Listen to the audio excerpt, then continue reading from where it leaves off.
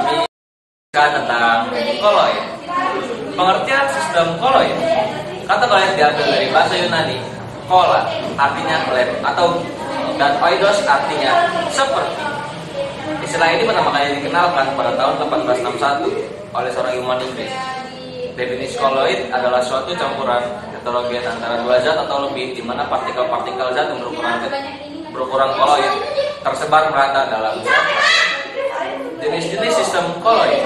Sistem koloid merupakan suatu bentuk campuran yang ukuran partikelnya terletak antara ukuran partikel larutan sejati dan ukuran partikel suspensi kasar. Fase terdispersi maupun medium pendispersi dalam sistem koloid dapat berupa gas, cair, atau padat. Tetapi campuran gas dengan gas tidak membentuk sistem koloid, sebab semua gas akan bercampur homogen dalam segala perbandingan. Berikut uraian dari jenis-jenis koloid. Sol merupakan sistem koloid dengan fase terdispersi padat yang didispersikan dalam padatan, cairan, atau gas. Jadi, sol dapat dibedakan menjadi 3 jenis berdasarkan medium pendispersinya sebagai berikut. 1 adalah sol padat, 2 sol cair, yang ketiga adalah sol gas. Yang kedua, emulsi. Emulsi merupakan sistem koloid dengan fase terdispersi dan cair yang didispersikan dalam padatan, cairan, atau gas. Jadi emulsi dapat dibedakan menjadi 3 jenis juga berdasarkan medium pendispersinya. Yang pertama, emulsi padat atau gas. Yang kedua, emulsi cair, emulsi gas. Yang ketiga, emulsi gas atau aerosol cair. Yang ketiga adalah busa atau buih. Busa merupakan sistem koloid dengan fase terdispersi berupa gas yang didispersikan dalam padatan atau cairan. Jadi, busa dapat dibedakan menjadi 2 jenis berdasarkan medium pendispersinya, yaitu ada busa padat dan busa cair. Selanjutnya adalah sifat-sifat koloid. Ke dalam sistem koloid juga memiliki sifat-sifat yang khas atau berbeda dengan larutan sejati. Beberapa sifat fisika yang membedakan sifat koloid dari larutan sejati sebagai berikut. Yang pertama, efek Tyndall. Salah satu cara yang sederhana untuk mengenali koloid dengan menjatuhkan seberkas cahaya kepada zat uji. Larutan sejati akan meneruskan cahaya, sedangkan sistem koloid akan menghamburkan cahaya. Sifat penghamburan cahaya oleh partikel koloid ini disebut efek Tyndall. Efek Tyndall adalah peristiwa penghamburan cahaya oleh partikel-partikel koloid sehingga tampak lintasan berkas sinar tersebut. Efek Tyndall ditemukan oleh John Tyndall, seorang ahli fisika asal Inggris. Efek Tyndall dapat terjadi karena partikel koloid cukup besar untuk menghamburkan sinar. Terjadinya efek Tyndall juga dapat kita amati dalam kehidupan sehari-hari sebagai berikut. A. Langit tampak berwarna biru pada siang hari yang cerah dan berwarna kemerahan saat matahari terbit atau terbenam. B. Sorot lampu pada malam hari terlihat jelas jika ada partikel debu, asap, atau kabut. C. Sorot lampu proyektor dalam bentuk yang berasak atau Yang kedua, dark brown. Partikel koloid tersebar merata dalam medium pendispersinya dan tidak memisahkan diri meskipun didiamkan. Yang ketiga, adsorpsi. Peristiwa penyerapan ion atau molekul oleh permukaan partikel koloid disebut sebagai adsorpsi. Berikut beberapa pemanfaatan sifat adsorpsi dalam kehidupan sehari-hari. Yang pertama, proses pemutihan gula tebu. Yang kedua, pembuatan obat klorid yang dapat menyerap gas atau zat racun dalam usus. Yang terakhir, jernihkan air menggunakan tawas akan menghasilkan sol, sehingga zat-zat penyebab air keruh seperti zat padat, deterjen, dan zat warna akan diserap. Yang keempat, sistem koloid relatif kurang stabil bila dibandingkan dengan larutan. Suatu koloid dapat distabilkan dengan menambahkan koloid lain yang disebut koloid pelindung. Berikut aplikasi koloid pelindung dalam kehidupan sehari-hari. Yang pertama, cat dan tinta dapat bertahan lama karena menggunakan suatu koloid pelindung. Yang kedua, pada pembuatan es krim menggunakan gelatin untuk mencegah pembentukan kristal besar es atau gula. Yang ketiga, susu merupakan emulsi lemak dalam air. Koloid pelindungnya adalah kasein. Yang terakhir, zat-zat pengemulsi seperti deterjen juga tergolong koloid pelindung. Lalu elektroforesis. Elektroforesis adalah peristiwa pergerakan partikel koloid yang bermuatan dalam medan listrik. Apabila sistem koloid dimasukkan dalam sepasang elektrod, kemudian dihubungkan ke sumber arah searah, partikel koloid akan bergerak ke arah elektrod yang bermuatan berlawanan dengan partikel koloid. Yang keenam adalah muatan koloid. Muatan koloid merupakan salah satu sifat koloid yang terpenting. Semua partikel koloid mempunyai muatan sejenis. Hal inilah yang menyebabkan adanya gaya tolak-menolak antara partikel-partikel koloid. Akibatnya partikel-partikel koloid tidak dapat bergabung hingga memberikan kestabilan pada sistem koloid. Lalu yang ketujuh adalah koagulasi. Partikel-partikel koloid bersifat stabil dengan adanya muatan listrik. Jika muatan listrik hilang, maka partikel-partikel koloid dapat saling bergabung membentuk suatu gumpalan yang disebut floculi. Dengan adanya gaya gravitasi, maka gumpalan itu akan mengendap. Proses penggumpalan dan pengendapan partikel koloid disebut koagulasi. Koagulasi dapat terjadi melalui beberapa cara. Menggunakan prinsip elektroforesis. Yang kedua, penambahan koloid lain dengan muatan yang berlawanan. Yang ketiga, pencirihan. Yang keempat, penambahan elektrolit. Koloid liofil dan liofil. Dalam sistem koloid yang berupa sol, terjadi infeksi antara fase terdispersi yang berupa berpadatan dengan medium pendispersi yang berupa zat cair. Berdasarkan interaksi antara zat terdispersi dan medium pendispersinya, sistem koloid sol dibedakan menjadi dua macam. Yang pertama, koloid liofil. Liofil adalah sistem koloid di mana terdapatnya gaya tarik menarik yang cukup besar antara zat terdispersi dengan medium pendispersinya. Lalu yang kedua adalah koloid liofil. Koloid liofil adalah sistem koloid di antara terdapatnya gaya tarik menarik yang lemah antara zat dispersinya dengan medium pendispersinya, atau bahkan tidak ada sama sekali. Jika medium pendispersi koloid ini adalah air, maka istilah yang digunakan dalam koloid hidrofil atau hidrofil adalah untuk manusia terdapat banyak molekul penting yang bersifat hidrofil seperti enzim, antibodi. Ya, selanjutnya yaitu pembuatan koloid. Sistem koloid dapat dibuat dengan dua metode, yaitu dengan metode pengelompokan atau agregasi, melakukan sejati, dan atau menghaluskan bahan kasar kemudian mendispersikan ke dalam medium pendispersi. Metode pertama disebut kondensasi dan yang kedua disebut dispersi.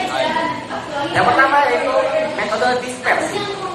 Pembuatan sistem koloid dengan metode dispersi dilakukan dengan cara menghaluskan partikel-partikel besar menjadi partikel ukuran koloid. Ada empat cara yang digunakan dalam cara dispersi, yaitu dengan cara mekanik, usul breeding, homogenisasi, dan peptisasi. A. Cara mekanik.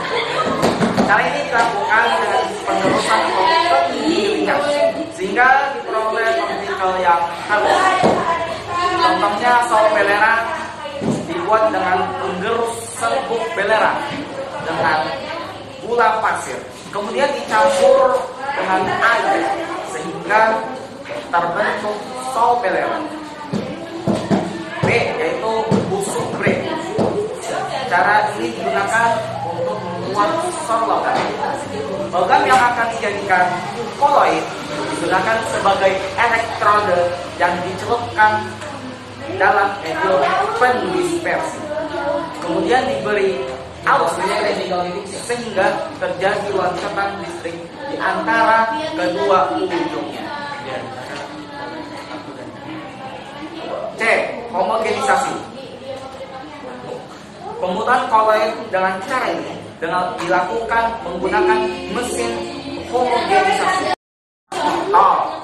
Pembuatan susu kental manis yang bebas kasein dilakukan dengan mencampurkan serbuk susu ke dalam air dengan menggunakan mesin homogenisasi. Dan yang terakhir yaitu peptisasi. Apa itu peptisasi? Peptisasi adalah pembuatan koloid dari butir kasar atau endapan dalam bantuan zat peptisasi atau memecah atau mengubah bentuk endapan menjadi partikel koloid dengan menambah zat kimia. Lalu metode yang kedua yaitu metode kondensasi. Berikut beberapa contoh pembuatan sistem koloid dengan metode kondensasi. Yang pertama yaitu reaksi hidrolisis.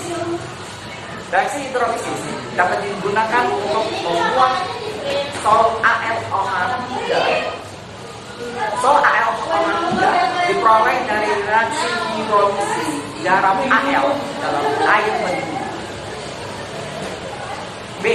Reaksi dekomposisi rangkap.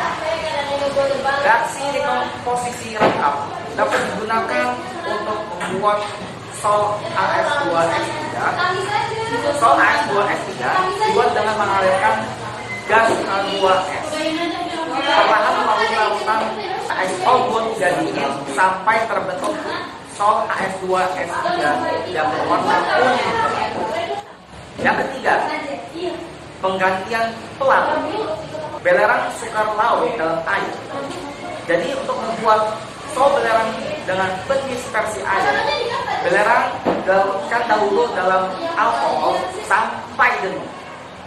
Setelah itu, larutan belerang tambah sedikit demi sedikit air sambil diaduk sehingga dihasilkan sol belerang.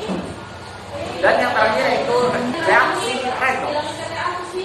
Reaksi redox dapat digunakan untuk membuat sol emas. Sol emas dapat dibuat dengan mereduksi larutan garamnya menggunakan reduksi organik formaldehida.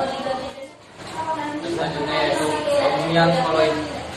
Pemurnian koloid yang dibuat dengan cara dispersi maupun kondensasi dapat dilakukan dengan beberapa cara seperti dialisis, elektrodialisis, dan ultrafiltrasi. 1. Dialisis. Dialisis merupakan proses pemurnian partikel koloid dari muatan-muatan yang menempel pada permukaan. Pada dialisis, pelarut dilewatkan pada sistem koloid melalui membran semipermeable. Akibatnya ion-ion pengganggu dapat menembus membran semipermeable, sedangkan partikel koloid tidak. Proses dialisis untuk pemisahan partikel-partikel koloid digunakan sebagai dasar bagi pembangunan mesin dialisator atau mesin pencuci darah untuk penderita gagal ginjal. Selanjutnya yaitu elektrodialisis. Elektrodialisis merupakan proses dialisis di bawah pengaruh medan listrik. Elektrodialisis hanya dapat digunakan untuk memisahkan partikel-partikel zat terlarut elektrolit. Pada proses ini listrik bertegangan tinggi dialirkan melalui dua layar logam yang menyokong selaput semipermeable. Akibatnya partikel-partikel zat terlarut dalam sistem koloid merupakan ion-ion akan bergerak menuju elektrod dengan muatan berlawanan. Adanya pengaruh medan listrik mempercepat proses pemurnian sistem koloid. 3. Ultrafiltrasi. Koloid tidak dapat disaring dengan penyaring biasa. Koloid dapat dipisahkan dari ion-ion pengganggu dengan menggunakan kertas saring yang berpori halus. Agar pori-porinya menjadi kecil, kertas saring dicelupkan ke dalam kolodion, misalnya selophan. Pada akhir proses ini, koloid akan tertinggal pada kertas saring. Perlu diketahui bahwa pemurnian koloid menggunakan ultrafiltrasi tergolong lambat. Untuk mempercepat prosesnya, maka tekanan harus dinaikkan. Selanjutnya yaitu penggunaan koloid dalam kehidupan sehari-hari. Peristiwa koloid dapat ditemukan dalam kehidupan sehari-hari. Produk-produk pabrik industri banyak yang berupa sistem koloid atau penggunaan sistem koloid dalam pembuatannya. Berikut beberapa penggunaan sistem koloid dalam kehidupan sehari-hari. 1. Proses penjernihan air. Penjernihan air bertujuan untuk menghilangkan partikel-partikel koloid tanah liat dan pasir yang bermuatan negatif. Penjernihan air dilakukan dengan cara menaruhkan endap yaitu tawas. Tawas berfungsi untuk mengendapkan lumpur. Tawas mengandung IOI3 plus yang akan terhidrolisis membentuk koloid. 2. Efek tindal pada perubahan warna langit. Udara di langit mengandung partikel-partikel koloid yang dapat menghancurkan cahaya matahari ke mata manusia. Pada siang hari, langit tampak berwarna biru karena pada saat frekuensi sinar warna biru sampai umum merupakan sinar yang frekuensinya paling intens dihamburkan. Sementara itu, ketika matahari terbit atau terbenam, langit tampak berwarna oranye kemerahan karena pada saat itu warna cahaya yang dihamburkan yakni dari warna merah sampai oranye. 3. Pengambilan partikel koloid, asap, dan debu dari gas buangan pabrik. Pengambilan partikel koloid, asap, dan debu dari gas buangan pabrik dapat dilakukan dengan prinsip elektroforesis menggunakan alat pengendap kontrol. Melalui alat pengendapan kontrol, gas buangan dialirkan melalui ujung-ujung logam yang telah diberi tegangan tinggi. Elektron-elektron yang dihasilkan kemudian akan ionisasi di udara menghasilkan ion-ion positif.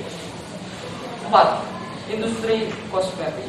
Dalam bidang kosmetik, kita sering menggunakan koloid dalam pelarut tertentu seperti pembersih muka, wangi badan berbentuk spray, semprot rambut, gel untuk rambut, dan produk kosmetik lain. 5. Gumpalan darah. Darah mengandung sejumlah koloid protein yang bermuatan negatif. Jika terdapat luka kecil, maka luka tersebut dapat diobati dengan pensil stipsing atau tawar yang mengandung ion Ai3+ dan Fe3+. Ion-ion ini akan menetralkan muatan-muatan partikel koloid protein dan membantu penggumpalan darah. Yang keenam, pemutihan gula. Pemutihan gula dilakukan dengan cara melakukan gula tebu yang masih berwarna dengan air panas, kemudian dicairkan melewati sistem yaitu tanah di atom atau karbon. Zat warna pada gula tebu akan terabsorpsi sehingga akan diperoleh gula yang bersih dan putih. 7. Bahan pencuci berupa sabun dan deterjen ketika dilarutkan dalam air akan membentuk buih atau mineral.